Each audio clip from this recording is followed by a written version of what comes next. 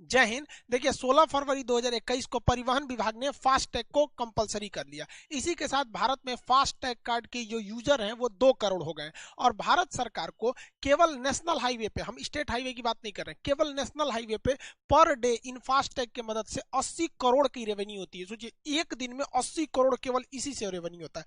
ये revenue collection कौन करता है? तो NETC करती है। इसका फुल फॉर्म क्या होता है? National electronic toll collection. Toll उसे कहते हैं जो सड़क पर चलने के एवज में आपसे पैसे लिए जाते हैं। सरकार ने सड़क बनाया है, आप किसी होटल में जाते हैं या लॉज में रहते हैं तो किराया देते हैं ना, उसी तरह से नेशनल हाईवे पे चढ़ेंगे ना तो एक टोल दीजिएगा। 50-60 किलोमीटर 70 किलोमीटर की दूरी पर हर जगह टोल लगाया रहता है कि इतना दूरी चल गए हैं इतना पैसा दीजिए, तो उसी टोल कलेक्शन को ये करती है। अब ये फास्ट टैग का ये लोगो है, इसका जो मोटो एक जो वाक्य होता है वो है इजी टू क्रूज। ये याद रखिएगा, पूछ सकता है कि ये किसका वक्तव्य है, इजी टू क्रूज। तो ये फास्ट टैग का, इसको समझते हैं कि फास्ट टैग टोटली काम कैसे करता है, ये कितने टाइप का होता है और कितने कलर का होता है और RFID टेक्नोलॉजी क्या है। फास्टैग एक ऐसा सिस्टम होता है जिससे आपसे पैसे को डिडक्ट कर लिया जाता है। इसका प्रयोग दिल्ली मेट्रो या कोई भी मेट्रो बहुत पहले से कर रही है। आप दिल्ली मेट्रो में जाएंगे तो अगर आपको 1-2 बार जाना है तो आप टिकट कराएंगे क्वाइन की तरह, लेकिन आप रेगुलर कस्टमर है वहां के तो आपको कहा जाता है कि एक काम कीजिए, आप बनवा लीजिए स्मार्ट कार्ड बनवा लीजिए, यानी फास्टैग बनवा लीजिए। इसमें क्या है कि आप फास्टैग बनवाइएगा तो उसमें पूछेगा कितना का रिचार्ज कर दे, उसको 500 रुपया दीजिए, 600, 1000 जितना करिएगा वो इस कार्ड में आपके रिचार्ज कर देगा। जैसे ही कार्ड आप इस पे दिल्ली मेट्रो के यहाँ पर स्कैनर पे चिपकाएंगे ये फाटक खुल जाएगा। बस यही है फास्टैग, वहां पे आपको चिपकाना है, फाटक खुल जाना है। तो सरकार ने दिमाग लगाया कि ऐसे ही एक कार्ड हम बनवा देते हैं गाड़ियों पे। बार बार टोल में जाके पैसा पर्ची कटवाओ, टाइम लगता था, लंबी 2-2 किलोमीटर लंबी टोल प्लाजा पे लाइन लग जाती थी। तो इसीलिए फास्टैग अब गाड़ियों में लगा दिया गया। यही है आपका फास्टैग, इस तरह से दिखता है। इसके ये एकदम समझिए आपका एक मेमोरी, जिस तरह से आपका सिम कार्ड होता है ना वैसे ये भी होता है, उसमें रिचार्ज करा दीजिए। आप अपने सिम कार्ड में लगाते हैं ना रिचार्ज, वैसे इसमें करा दीजिए। इसको गाड़ियों के विंड शील्ड पर लगाया जाता है। विंड मतलब हवा, शील्ड मतलब बचाना। जिस तरह से कोरोना से बचाने वाली कोविड शील्ड दवा है, कोविड से बचाएगी कोविड शील्ड, उसी तरह ड्राइवर को विंड यानी हवा से बचाता है विंड शील्ड, तो इसे विंड शील्ड कहते हैं। इसको लगाने से फायदा ये होता है कि जिस तरह से दिल्ली मेट्रो को आपको स्कैनर के पास जाके आपको ये कार्ड सटाना पड़ता था, इसमें सटाने की जरूरत नहीं है। टोल प्लाजा में ऊपर स्कैनर लगा हुआ है, जैसे गाड़ी जाएगी ऊपर से देख लेगा, हाँ लगाया है, खटाक से काट लेगा। जिस तरह यहाँ पैसा कटा वैसे यहाँ कट गया। कभी कभी क्या होता है दिल्ली मेट्रो में, हम एक बार मेरे साथ भी हुआ था कि ये कार्ड में ना पैसे ही खत्म हो गए, तो वहां गए तो सटाए तो खुला ही नहीं। तो हम पूछे भाई खुल क्यों नहीं रहा है, मेरा कार्ड गड़बड़ नहीं है? तो कहने का सर पैसे खत्म है। तो जस्ट इसके बगल में ऑफिस था, हमने वहां पे ले जाके कैश 200 रुपया डाल दो, तो उसने रिचार्ज कर दिया, फिर सटाए तो खुल गया।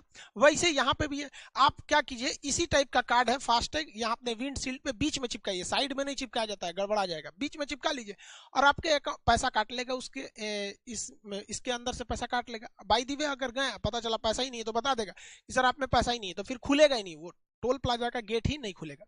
इस फास्टैग में आप चाहते हैं तो 100 रुपया रख सकते हैं, मिनिमम 100 रुपया आपको रखना होता है। इसमें रिचार्ज 100 रुपया का होता है और मैक्सिमम 1 लाख का रिचार्ज करा सकते हैं।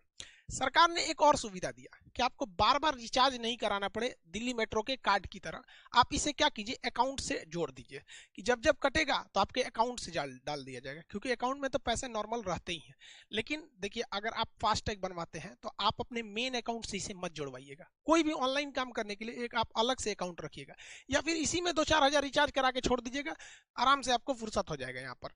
तो ये आप इसको समझ गए, ये काम करता है RFID टेक्नोलॉजी पर। ये RFID जो टेक्नोलॉजी होती है इसका पूरा नाम होता है रेडियो फ्रीक्वेंसी आइडेंटिफिकेशन डिवाइस है ये, ठीक है।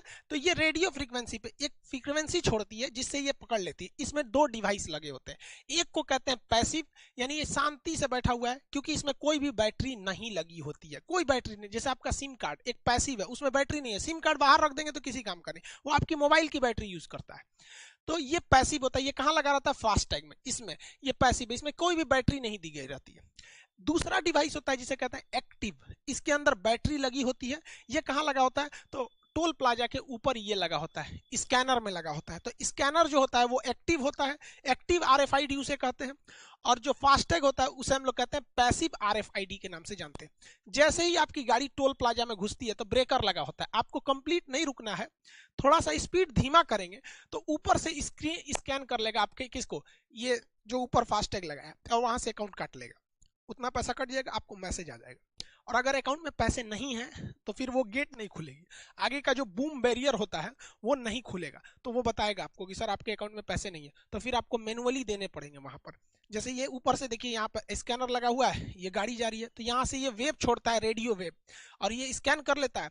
पैसे जैसे डिटेक्ट हो जाते हैं ये आगे से बैरियर हट जाता है और चली जाती है। इससे टाइम का काफी ज्यादा बचत होता है। इसकी सबसे बड़ी खराबी क्या है कि एक गाड़ी से दूसरी गाड़ी के बीच में कम से कम 4 मीटर का गैप रहना चाहिए, वरना अगर 4 मीटर का गैप नहीं रहेगा, ये गाड़ी निकली उसी के जस्ट पीछे एक और गाड़ी निकल जाएगी तो ये स्कैन नहीं कर पाता है। तो मान के चलिए ये आगे वाली गाड़ी निकली और उसी से ये सटा के निकाल लिया ना, तो इसका तो पैसा कट जाएगा बट इसका ये पैसा नहीं काट पाएगा।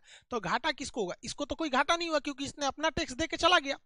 और इसमें बैठे ड्राइवर को क्या पता कि मेरा टैक्स कटा कि नहीं, उसे लगेगा कि हाँ भाई मैसेज तो 2-4 मिनट बाद जेन्युइनली आता ही है, 2-4 मिनट लग जाते हैं, तो इसको लगेगा मेरा कटा होगा पैसा। जबकि देखिए सरकार को घाटा लग रहा है, इसका बच गया, इसका तो जेन्युइन कट गया, इसका घाटा नहीं लगा, ये तो अपना देके चला गया।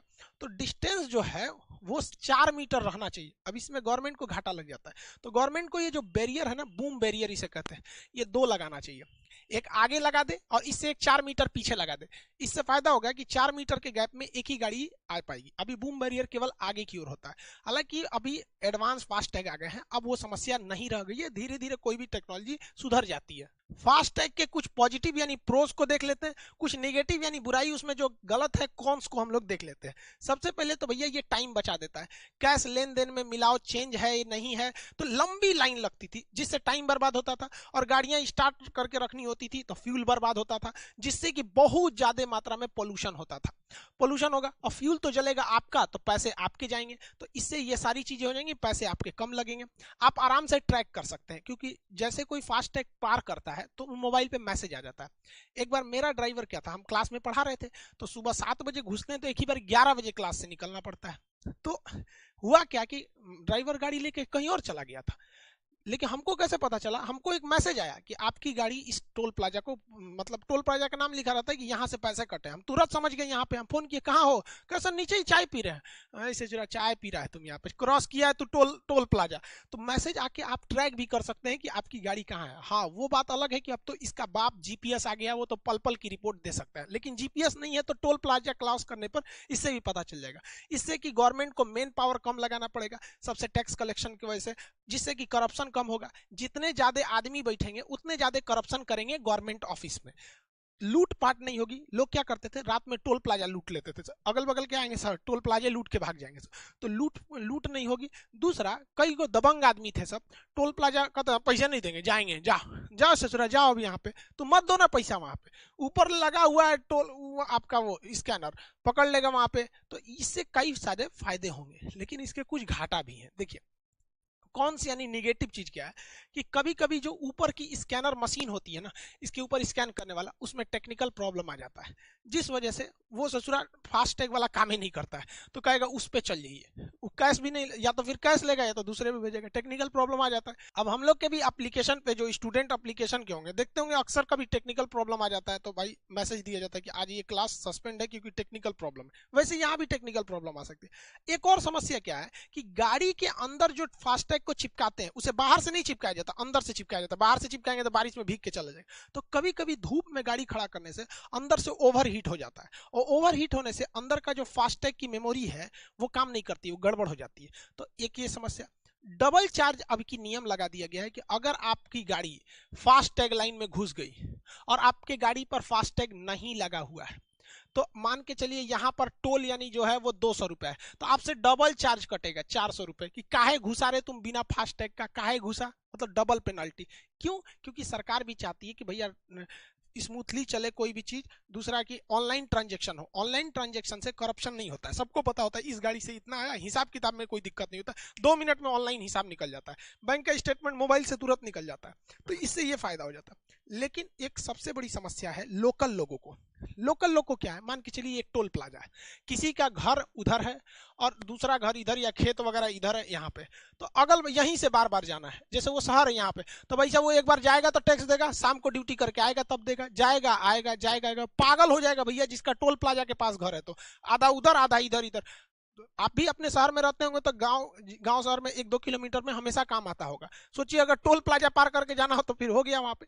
तो ये एक निगेटिव पॉइंट है। हालांकि गवर्नमेंट ऐसे लोगों के लिए एक अलग से फास्ट टैग की व्यवस्था रखी है, उसी में जहां उसे रजिस्टर्ड कराना पड़ता है कि भैया हम लोकल बॉडीज हैं, तो उन्हें छूट मिल जाती है। दूसरी सबसे भयानक समस्या क्लोनिंग की हो जाती है। मेरा फास्ट टैग है, अभी ऐसी ऐसी टेक्नोलॉजी है कि मेरे फास्ट टैग का हूबहू एक नकली क्लोन बन जाएगा।